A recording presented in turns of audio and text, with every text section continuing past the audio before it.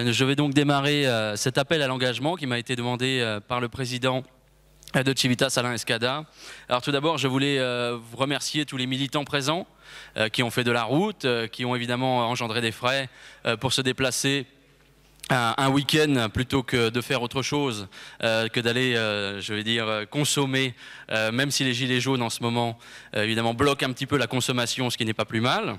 Je remercie évidemment les exposants et toute l'organisation, puisque, comme vous le savez, une journée comme celle-ci ne se fait pas toute seule, et il faut un gros travail structurel et au préalable pour que la journée se déroule dans les meilleures conditions possibles.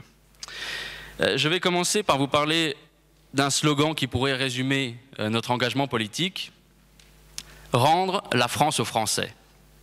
Ça paraît tout à fait simple comme slogan, mais dans le monde corrompu et cosmopolite dans lequel nous vivons, c'en est tout autrement. Tout d'abord, on ne sait que difficilement répondre à la question: qu'est-ce qu'un Français aujourd'hui? Est-ce qu'être Français, c'est aimer la France? Certainement, mais ça ne suffit pas. Moi-même, je suis fan de la Hongrie, ce n'est pas pour cela que je suis un Hongrois. Habiter sur le sol français, vous êtes bien placé pour le savoir, cela ne suffit pas pour être français. De race blanche, oui, mais pas seulement. Vous avez des Russes, des Belges, des Espagnols, ils sont blancs, ils n'en sont pas pour autant français. La langue, également. Mais les Belges, les Québécois ou d'autres provinces francophones ne sont pas pour autant français.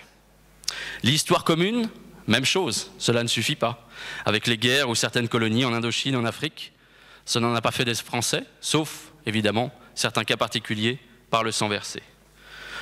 Être français, c'est un mélange de toutes ces caractéristiques, un mélange très fin, un individu avec qui nous avons en commun le passé, le présent et l'avenir, avec qui nous partageons les coutumes, les mœurs, voire même les goûts.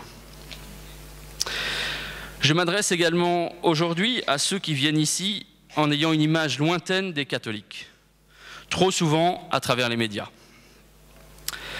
Nous devons malheureusement préciser que nous n'avons rien à voir avec l'Église moderne, qui a presque totalement inversé la doctrine catholique et qui nous donne aujourd'hui une image de faiblesse, de mollesse, de bisounours et d'immigrationniste. Le dernier exemple en date, à travers son représentant actuel, qui va faire des courbettes en Israël, en réclamant à l'Europe entière de se suicider, grâce à l'apport culturel formidable des migrants, qui, comme chacun le sait, sont tous de fervents catholiques. Nous sommes les héritiers d'une Église catholique qui a été depuis 2000 ans un phare civilisationnel, avec des militants qui étaient tout sauf des bisounours, des faibles, des immigrationnistes. Quelques exemples. Godefroy de Bouillon, sur les chemins de la croisade, qui tranchait les Sarrasins de haut en bas à l'épée. La bataille de Poitiers, qui est encore aujourd'hui le symbole de l'Europe chrétienne contre l'invasion mahométane. 9 croisades, 9. La bataille de Lépante, contre les Turcs, où plus de 20 000 d'entre eux ont péri. La Reconquista espagnole, qui permit aux rois catholiques de récupérer leurs terres. Et juste après, Isabelle la catholique. Espérons que pour nous, cela ne prenne pas 700 ans. Les Cristeros en Amérique du Sud, combattant contre un État maçonnique, d'abord avec des fourches, puis avec des milliers de fusils. Léon de Grelle, bien sûr, chef du mouvement Rex, qui, sans rentrer dans les détails ici de son œuvre littéraire et combattante, a été tout sauf un multiculturaliste et un passif. Tous ces exemples n'ont évidemment rien à voir avec notre champion Bergoglio, le pape François, représentant de tout le monde sur Terre, sauf des catholiques. Désespoir en politique et sottise absolue, disait Maurras. Qui pourrait donner tort aujourd'hui à cette citation en cette période insurrectionnelle? Revenons un peu en arrière. Tout d'abord avec la manif pour tous. Alors que la propagande médiatique soviétique, tant dans les médias qu'à l'école, avait fait du tort depuis près de 40 ans dans les cerveaux de nos contemporains. Qui aurait pu penser que des millions de personnes se lèveraient contre ce que nous avons appelé l'accouplement sodomite, puisqu'on ne peut pas parler de mariage homosexuel.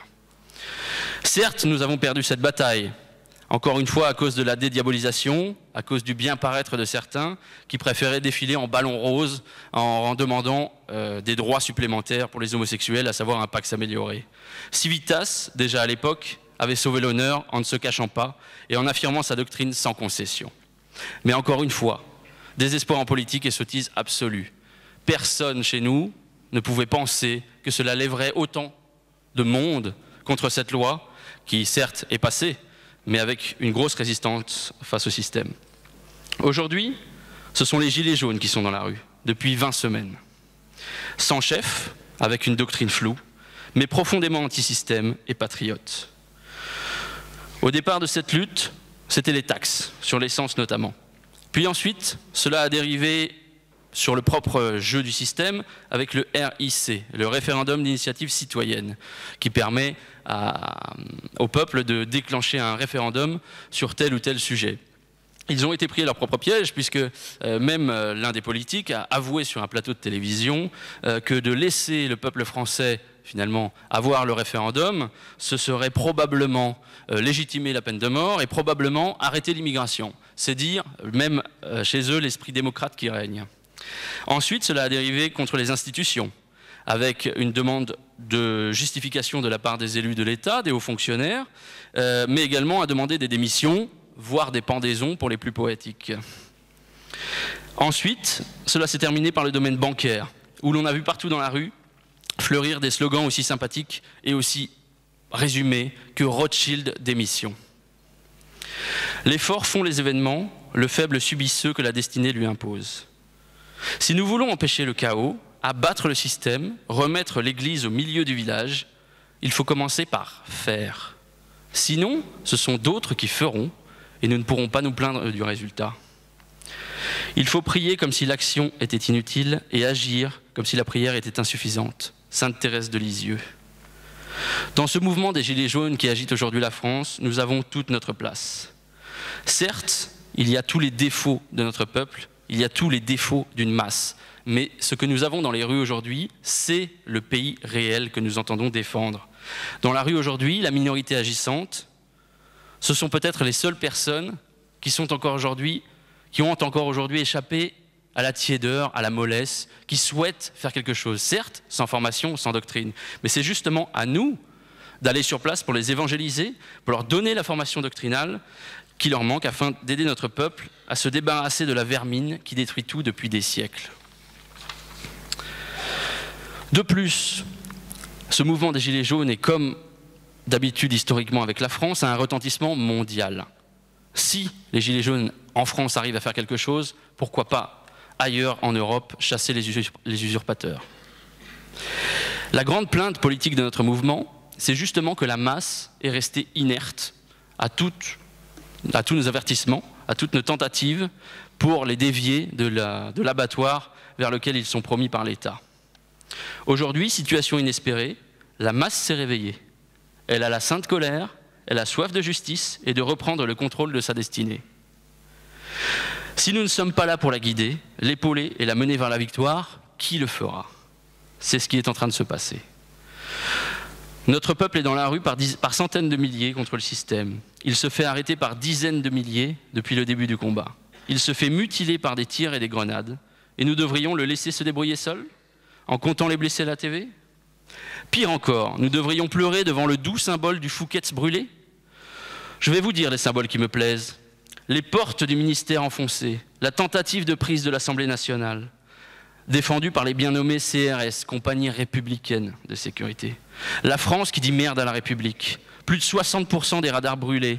2 hélicoptères prêts à évacuer Macron dans la cour de l'Élysée, malgré 100 000 policiers et des blindés mis en place en face du peuple. Et dès le 1er décembre, cette image qui les a tous mis en panique, la statue de leur Marianne républicaine fracassée. Ça les a marqués. Avec en slogan de fond, le peuple de France qui scande « à bas les voleurs, à bas les voleurs ». Si ce n'est pas le mouvement des Gilets jaunes qui l'emporte, ce sera autre chose.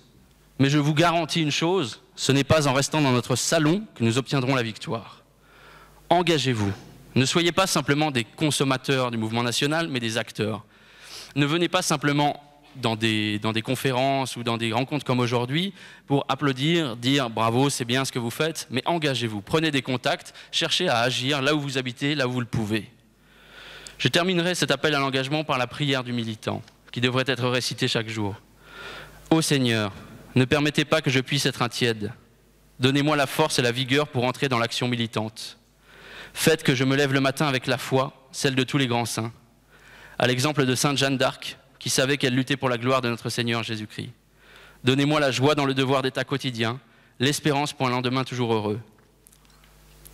Donnez-moi une aventure qui puisse devenir exaltante et exigeante, en me faisant oublier mon argent, mon confort, mes habitudes.